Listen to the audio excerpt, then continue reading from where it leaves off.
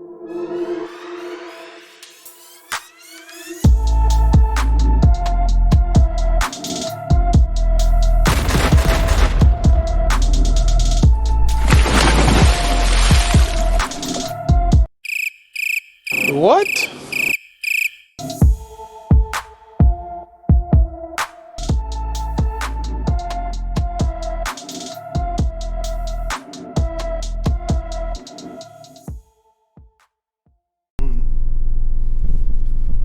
Yo, what's going on, guys? It's Hot News, Not News, the segment where we go over some of the hottest topics and latest topics in today's world of sport. And we decide if it's hot news, we're going to definitely talk about it a little bit more. If it's not news, we're going to tell you why, and we're going to keep it pushing. Alright, definitely want to jump right into today's news. Man, there has been some coaching firing at the end of this season. I mean, they did not wait. I think that they got the call as soon as the game was over yesterday to clean their offices out. The Bears and the Vikings have told their coaches and their head coaches and their GMs that they can no longer come to work, or their work is not there no more, and they were fired. I mean, you saw it coming from both of these teams. They were not able to keep up with the Packers for years in that division. The Bears did make the playoffs 2 of the last 3 years, so I could see why they gave that coaching GM combination one more shot. But the Vikings have been middling the whole entire time. Like, they have been doing nothing but stacking decent amount of talent and letting talent run out the back end. So, I mean, Dalvin Cook and Justin Jefferson are definite pieces that you want to build any offense around. I mean, they have a good offense. They have a good young offensive line that Dalvin Cook can run behind. They can use some upgrading, but I mean, like, the defense had some pieces. Some good linebackers, Eric Kendricks. I had good defensive linemen, Daniil Hunter when he can stay healthy. I mean, Harrison Smith is on the back end of his prime, but he's still there. I mean, so you would think that they had some potential of being better than what they were. I mean, the Bears definitely. I'm not so sure they wanted to fire Pace because they do have some talent. He's able to put a lot of talent around Justin Fields. There was a lot of speed, especially in the wide receiver position on the team. I mean, Marquise Goodwin and Jakeem Grant, Demir Bird, Darnell Mooney. I mean, those are some fast guys. 4 of them, and Allen Robinson not playing much and running. You just know he's not coming back next year because of the situation. It's just ridiculous. That's on the GM. That's on the head coach as well. That you're losing talent on both teams that run it while still having so much talent coming in as well. It's due time. The Bears look ridiculous all season. The Vikings had some head coaching blunders all season. I mean, it makes sense that they parted ways at this point. Aaron Rodgers and the Packers are owning the division. You don't know how much longer Aaron Rodgers can keep this run up. So, well, it's a pretty smart move. You see the Lions got a jump on them and started their rebuild with a new head coach and a new structure last year. They definitely trying to get ahead of the curve, knowing that the Packers probably are not going to sustain this run that they have over the AFC North. The AFC North is a lot much stronger.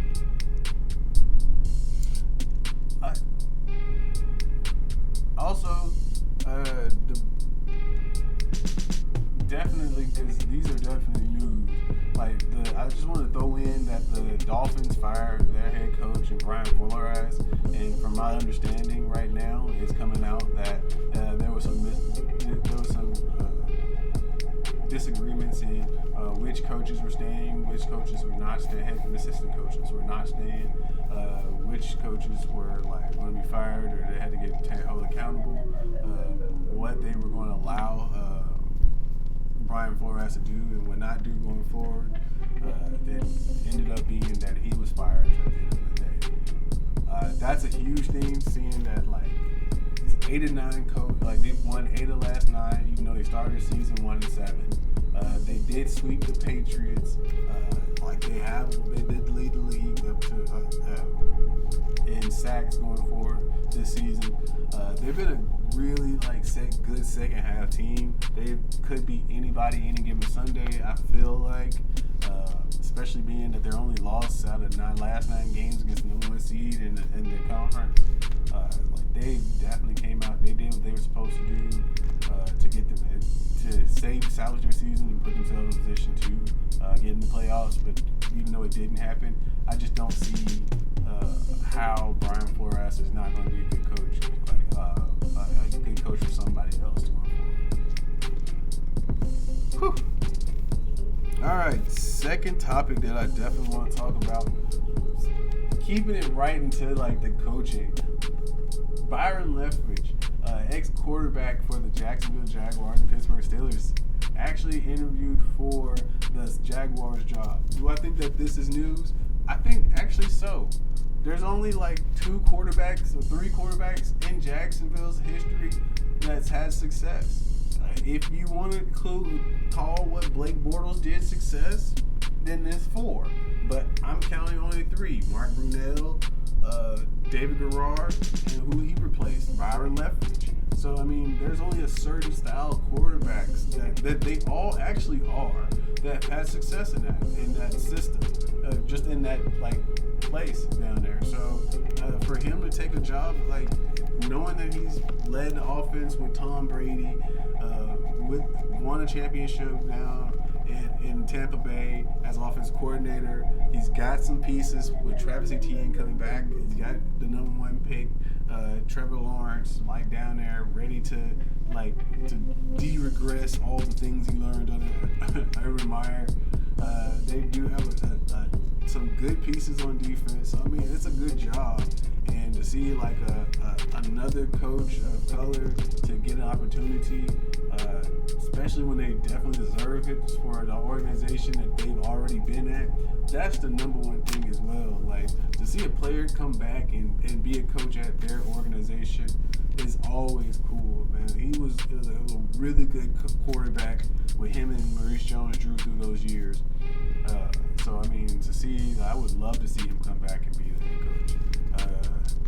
For them, probably not for the Titans, though, because I think that they're going to score a lot of points.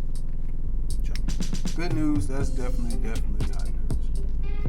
Next topic I definitely want to talk about is the USFL is set to kick off April 16th. Do I think that this is news? Hell yeah. There's not going to be any football going on. So to tell me that there's going to be football in April, man, all my alarm bells went off. Like, shit, I was wondering what we were going to do about football this, because at that point, you know, basketball is getting hot. April is after All-Star break. There's going to be some teams pushing, but you never know with COVID, man. Like, what product we could be getting from the NBA. But anytime you can couple the two, NBA and some football, it's always amazing. Spring football that the FCS schools did last year was actually really good. It came clutch at the time as well. I actually enjoyed it, watching spring football, because, man, like, there was not much else on besides a couple NBA games on. So the more sports, the better. Love it. Next topic I definitely want to talk about is one Klay Thompson, the Splash Brother himself, was back on the court last night.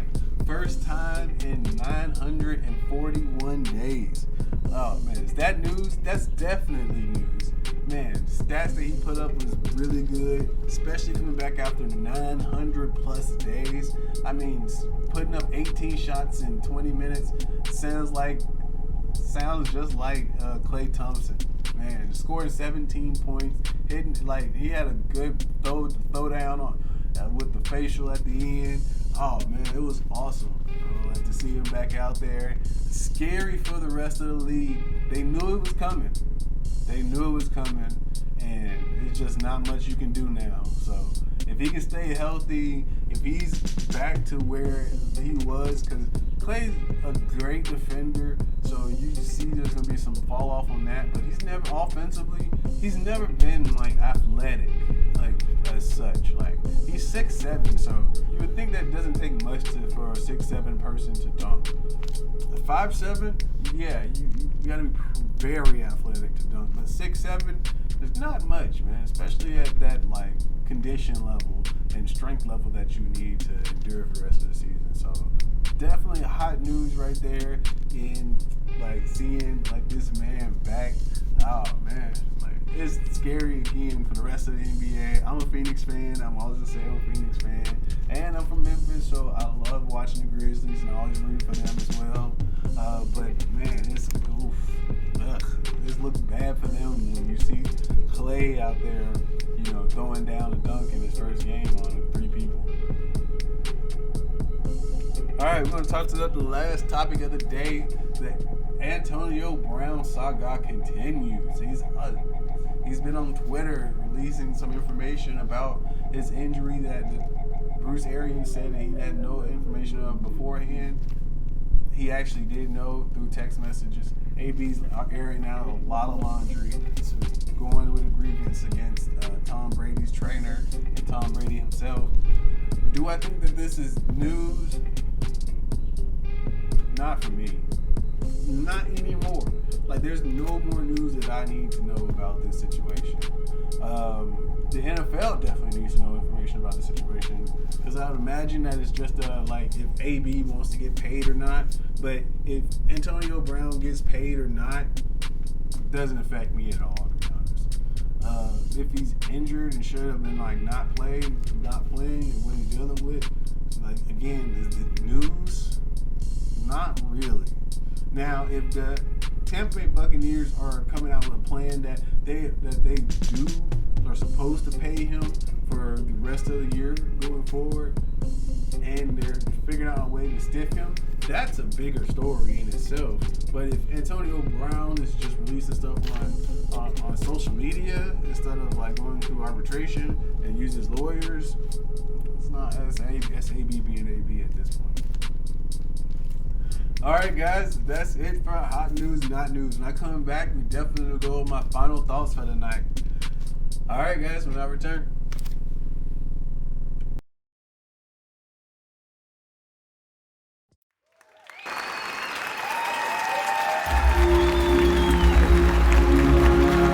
Brought to you by the Chism Channel and TCC Productions.